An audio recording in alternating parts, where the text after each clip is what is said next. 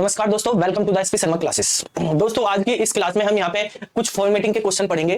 किस तरीके से हमारे पास इंटीजर नंबर्स की फॉर्मेटिंग करी जाती है, कैसे स्ट्रिंग की फॉर्मेटिंग करी जाती है, उनका कॉन्सेप्ट समझेंगे पाइथन के अंदर। ठीक है, ये कैसे करेंगे वो समझते हैं हम। यहाँ पे देखो, बेसिकली सबसे पहले हमारे पास ये क्वेश्चन दिया हुआ है। इस क्वेश्चन में कहा है right the output of the following. इनका आउटपुट बताना है आपको। यहाँ पे 6 जो क्वेश्चन दिए हुए हैं उनका आउटपुट बताना। एक नंबर दिया हुआ है इंटीजर नंबर 456 456। ठीक है, तो इसको फॉर्मेटिंग करनी हमें परसेंट से। बेसिकली अगर आप देखेंगे बेटा, मैं अगर लिखता हूं प्रॉम्प्ट पे, ठीक है, ये प्रॉम्प्ट है, मैं a इक्वल टू 456 लिखता हूं और फिर मैं प्रॉम्प्ट पे a को प्रिंट कराता हूं तो आपको 456 प्रिंट होके आ जाता है। ठीक है, या आप जो है नॉर्मली प्रिंट कराएंगे, प्रिंट करना आपको a को, तो भी आपके पास 456 आ जाएगा। या आप इस तरीके से प्रिंट कराना चाहे प्रॉम्प्ट पे कि आपने प्रिंट कराया और इसमें 456 लिखा, तो भी आपके पास 456 आउटपुट में मिल जाएगा। तो ये कॉन्सेप्ट होता है हमारे पास बेसिकली। तो अब हमें ये जो आउटपुट आ रहा है 456, इस आउटपुट को थोड़ा फॉर्मेट करना कि हमारे पास कोई यूजर वैल्यू डाल रहा है, इनपुट करा रहा है, ठीक है, या कहीं से कोई इनपुट वैल्यू आ रही है किसी सोर्स से, तो उसको अपने अकॉर्डिंग फॉर्मेटिंग करनी है। जैसे इंटीजर में ही सीखते हैं आप, ऑक्टल में, बाइनरी में, हेक्सा में भी उनको कन्वर्ट कर सकते हो, अलग अलग उसमें स्ट्रिंग की फॉर्मेटिंग कर सकते हो, फ्लोटिंग पॉइंट की फॉर्मेटिंग कर सकते हो। तो यहाँ पे सबसे पहले इस क्वेश्चन में हमारे पास इंटीजर नंबर की फॉर्मेटिंग के बारे में पूछा गया है। देखो, जो फॉर्मेटिंग जब हम करते हैं तो वहां पे परसेंट डी यूज करेंगे। अगर इंटीजर की फॉर्मेटिंग कर रहे हैं, यू भी कर सकते हो आप बेसिकली। तो अभी हम परसेंट डी की, ये जो परसेंट सिंबल है ये आपको ध्यान देना है। बेसिकली जब आप प्रिंट में यूज करते हो किसी स्ट्रिंग को और वेरिएबल को, जैसे मान लिया मैंने क्या लिखा a इक्वल टू, तो कोमा लगा के a लिखते हो आप। ठीक है, अगर a की वैल्यू मान लिया 456 है, तो आप इस तरीके से अगर प्रिंट कराना चाह रहे वैल्यू के साथ स्ट्रिंग भी, तो आपके पास आउटपुट क्या आएगा, a इक्वल टू 456, ये आपके पास आउटपुट आ जाएगा। ठीक है, तो यहां पे आप देख रहे हैं जो स्ट्रिंग है और जो वेरिएबल है उसको सेपरेट करने के लिए हमने कोमा का यूज किया है।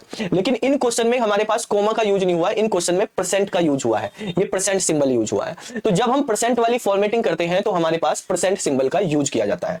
ये जो सिंबल है हमारे पास यहां पर देखो, इसको अगर आप देखेंगे जब ऑपरेटर पढ़ते हैं बेटा, तो ऑपरेटर में भी हम इसका यूज करते हैं। तो ऑपरेटर जो अर्थमेटिक ऑपरेटर होते हैं, जब हम वहां पे बात करते हैं तो इसको हम बोलते हैं, ये हमारे पास रिमाइंडर बताता है, मोडुलो है। ठीक है, क्या कहलाता है, मोडुलो कहलाता है, या रिमाइंडर ऑपरेटर या मोडुलो ऑपरेटर कहलाता है। लेकिन जब हम यहां पे यूज कर रहे हैं अब फॉर्मेटिंग के लिए, तो यहां पे इसको बोलते हैं string formatting modulo operator, string formatting modulo operator.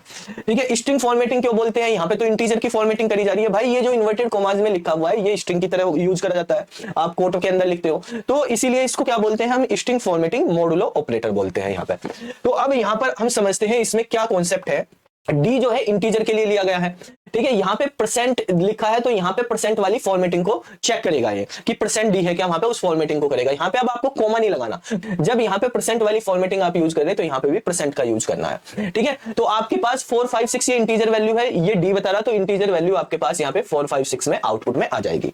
Next यहां पे आप समझो 456 है, यहां पे 3D लिखा हुआ है। 3D का मतलब है जो विड्थ होगी आउटपुट की वो 3 डिजिट की होनी चाहिए हमारे पास। ठीक है, तो 3 डिजिट है इसके अंदर तो कोई प्रॉब्लम नहीं है, तो यहां पर भी हमारे पास 456 आ जाएगा। एक चीज और ध्यान रखनी है, अगर मैं यहां पे 3D की जगह 2D कर देता तब भी आउटपुट 456 ही आता। क्यों आता कि भाई जितनी ये वैल्यू है इसको क्रॉप नहीं करेगा वो, उतना तो हमारे पास देगा ही देगा। ठीक है, यहां पर अगर आप बढ़ा देंगे, जैसे हमारे पास 6D है, मतलब आप देखो यहां पे मैंने एक इसको D लिखा, मतलब 1D है, तो 1D पे भी 456 आ रहा, 2D लिखेंगे तो भी 456 आएगा, 3D लिखेंगे तो भी 456 आएगा। 3 डिजिट है इसके अंदर, तो 3 डिजिट से कम आप कितना भी लिखो तो आपके पास 456 आना ही आना है आउटपुट में। ठीक है, अब यहां पर हमने 6D लिख दिया, तो 6D मतलब 6 डिजिट चाहिए आपको। D का मतलब डिजिट नहीं है यहाँ पे, ये ध्यान रखना। D का मतलब है बेटा यहाँ पे डेसिमल नंबर फॉर्मेटिंग में आएगा। ठीक है, तो लेकिन 6 डिजिट प्रिंट करेगा। अब इसमें तो 456 ही है, यहां पर हमारे पास डिजिट कितनी है, 3 ही है, तो 3 है तो इससे पहले 3 स्पेस, ये क्या है, स्पेस, 3 स्पेस कर देगा। ठीक है, अगर हमारे पास ये वैल्यू जो 6 लिखी हुई है, अगर ये पॉजिटिव वैल्यू है, तो पॉजिटिव वैल्यू में जो होता है, जो हमारे पास नंबर है उसके लेफ्ट साइड में करता है। किधर हमारे पास स्पेस ऐड करेगा,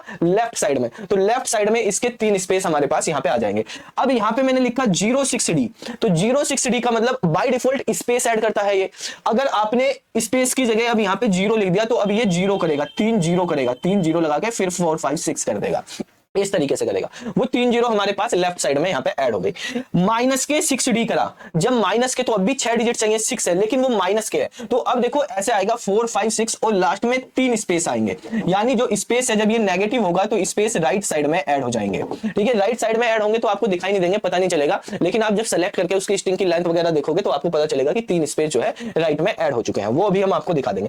अगर ये माइनस जो है परसेंट से बाहर कर दिया, तो परसेंट से बाहर कर दिया तो 3 तो हमारे पास स्पेस आने नहीं है क्योंकि ये 6 लिखा हुआ, लेकिन ये माइनस का सिंबल बन जाएगा। अब ये फॉर्मेटिंग में यूज नहीं होगा, अब ये सिंबल बन जाएगा माइनस, फिर 3 स्पेस आएंगे, फिर हमारे पास 4 5 6 आएगा, यहाँ पे 3 स्पेस होंगे। ठीक है, इस तरीके से हमारे पास ये फॉर्मेटिंग काम करेगी। आपको देखो मैं यहाँ पे प्रैक्टिकली करके दिखाता हूँ इसको किस तरीके से ये काम करती है हमारे पास, तो हम प्रैक्टिकली समझ लेते हैं इसको। तो अब मैं आपको यहाँ पे इसका प्रैक्टिकल करके दिखाता हूँ। अगर हम यहाँ पे देखो इस तरीके से लिखते हैं, प्रिंट लिखते हैं और प्रिंट में %d लिख देते हैं, और %d के बाद अगर मैं कोमा लगा देता हूँ, कोमा लगा के 4 5 6 लिख देता हूँ, तो ये क्या हो रहा, अब ये % वाली फॉर्मेटिंग का काम नहीं करेगा कि % की फॉर्मेटिंग चल रही है। अब ये नॉर्मल काम करेगा, जैसे अभी आपको बताया था a इक्वल टू कोमा लगा के a लिख दिया आपने, तो a इक्वल टू 4 5 6 आ गया, या a इक्वल टू कोमा लगा के आपने लिख दिया जो 4 5 6, तो 4 5 6 आ जाएगा। देखो सिंपल, पहले ऐसे समझ लो, अगर मैं यहाँ पे लिखता हूँ कि a इक्वल टू या कुछ भी लिख देता हूँ 4 5 6, तो a इक्वल टू 4 5 6 आ रहा ना कोमा लगाने से, तो यानी जो इन्वर्टेड कोमास के अंदर है वो एज इट इज आ जाता है, और फिर हमारे पास जो आगे वैल्यू है वो आ जाती है। या वेरिएबल मान लिया a इक्वल टू 4 5 6 वेरिएबल है,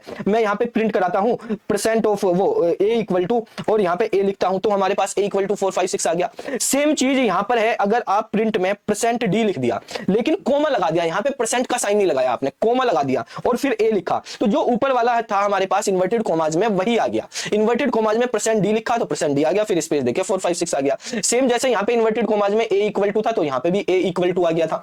ठीक है, यहाँ पर हमारे पास a इक्वल टू था, यहाँ पे भी a इक्वल टू आ गया था, और फिर स्पेस आ जाता है बाद में। ठीक है, तो सेम यहाँ पे इन्वर्टेड कोमाज में %d है तो %d आया, फिर स्पेस आ गया आपके बाद, और फिर a की वैल्यू आ गई। ठीक है, आप ऐसे लिख रहे हो, यहाँ पे %d लिखा आपने और फिर यहाँ पे % लगा दिया। ठीक है, यहाँ पे % लगा दिया और फिर a लिखा, तो अब आपके पास ओनली 4 5 6 आएगा। अब ये ऑपरेटर जो काम कर रहा है ये स्ट्रिंग फॉर्मेटिंग मॉडुलो ऑपरेटर की तरह काम कर रहा है। अब यहाँ पे फॉर्मेटिंग कर दी है। ठीक है, मैं यहाँ पे a लिखूं या 4 5 6 लिखूं, एक ही बात है, एक ही वैल्यू वही है। यहाँ पे %d इन्वर्टेड कोमाज के अंदर हमने लिख दिया है, और यहाँ पे % लगा के 4 5 6 आपने लिख दिया, तो हमारे पास 4 5 6 आ गया। क्लियर होगी यहाँ पे बात। अब देखो अगर मैं यहाँ पे 2d लिख देता हूं, तो दो हमारे पास इसमें अगर 2 से ज्यादा डिजिट है, ठीक है, यानी जितनी डिजिट है हमारे पास नंबर में उससे कम लिख रहे हैं, तो हमारे पास 4 5 6 ही आ रहा है। 3 डिजिट है 4 5 6 में, आप उतनी लिख रहे हैं, उसके बराबर भी लिखेंगे। यहाँ पे प्रिंट करा आपने, प्रिंट 3db लिखा, और यहाँ पे फिर 3d के बाद % लगाया और 4 5 6 लिख दिया, तो भी हमारे पास 4 5 6 आ रहा। क्या इसके बाद कोई स्पेस है? नहीं है।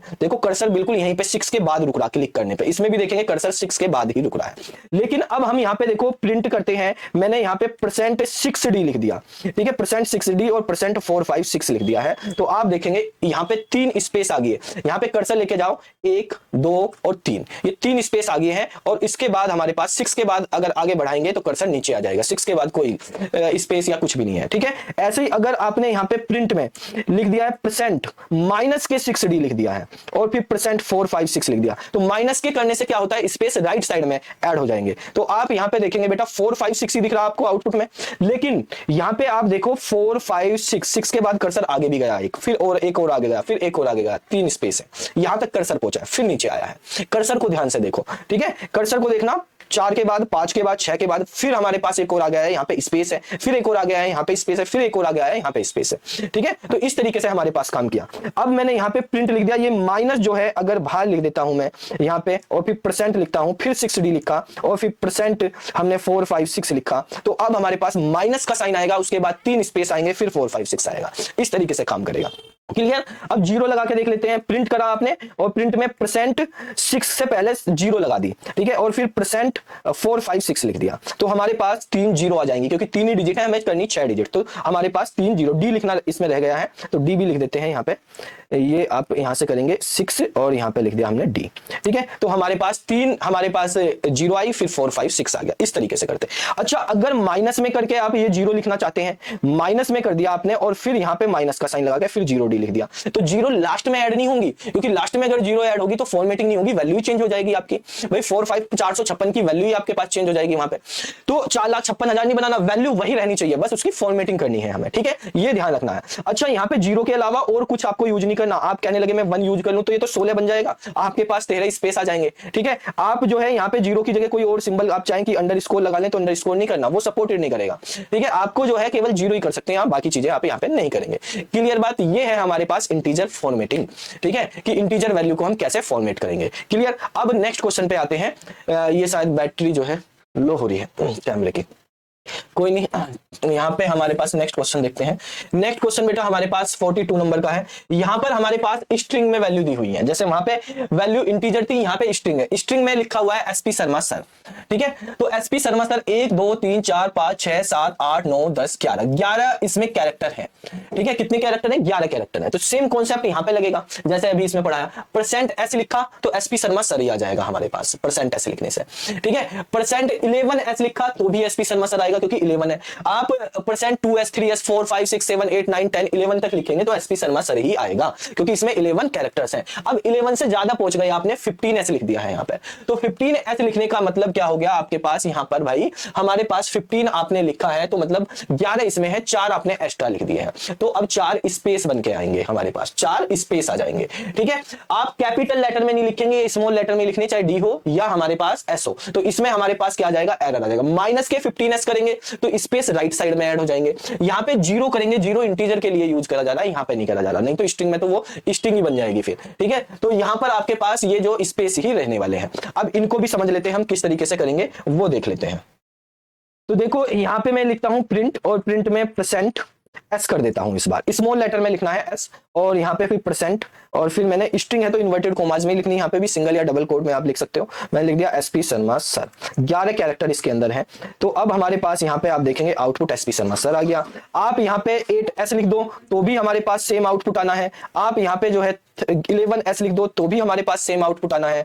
आप यहाँ पे अगर 15s लिख देते हैं तो हमारे पास 4 स्पेस के साथ आ गया है ये, ठीक है। कर्सर हमारे पास देखो आर के बाद एकदम नीचे आ जाएगा, बाद में कोई स्पेस नहीं है। अगर हम यहाँ पे लिखते हैं माइनस के 15s, तो माइनस के 15s लिखने का मतलब है कर्सर जो है कहां जाएगा? आगे भी, लास्ट में 4 स्पेस ऐड हो गए हैं ये, ठीक है। आप देख रहे हैं आपने 4 स्पेस लास्ट में ऐड हो गए। अच्छा, अगर आप यहाँ पर लिखते हो कि 0 15s, तो 0 लिखने से हमारे पास स्पेस ही ऐड होंगे, यहाँ पे 0 ऐड नहीं होगा यहाँ पे, ठीक है। इसमें 0 ऐड नहीं होता है स्ट्रिंग वाले में। तो अब अगर आपने कैपिटल में लिख दिया, चाहे कुछ भी लिखा है 15 या 5 या ओनली ऐसे लिख दिया, तो एरर आ जाएगी, कैपिटल में आप नहीं लिख सकते हैं। तो ये स्ट्रिंग वालों की फॉर्मेटिंग होती है। तो आज हमने यहाँ पे अभी क्लास में ये 2 क्वेश्चन समझे कि किस तरीके से स्ट्रिंग वैल्यू को फॉर्मेट कर सकते हैं परसेंट ऑपरेटर से, और किस तरह से हमारे पास डेसिमल वैल्यू को कर सकते हैं। आप इसमें जो है फॉर्मेटिंग कोई वैल्यू डेसिमल में डाल के उसको ऑक्टल में, हेक्सा में, बाइनरी में कन्वर्जन भी कर सकते हैं, उनकी फॉर्मेटिंग भी कर सकते हैं, उनको भी लिख सकते हैं। आप फ्लोटिंग पॉइंट को एक्सपोनेंशियल की फॉर्म में भी लिख सकते हैं। फ्लोटिंग पॉइंट के भी हमारे पास बहुत सारे तरीके हैं उसकी फॉर्मेटिंग करने के। मेन लॉजिक फ्लोटिंग पॉइंट का आता है, कॉम्प्लिकेटेड थोड़ा सा जो इसमें होता है वो फ्लोटिंग पॉइंट का है। तो वो हम अगली क्लास में समझेंगे। आज की क्लास यहीं पे समाप्त करते हैं। अगर आपको कोई डाउट हो तो आप कमेंट करके पूछ सकते हैं। फिर मिलते हैं अगली वीडियो में, तब तक के लिए जय हिंद, जय भारत, नमस्कार।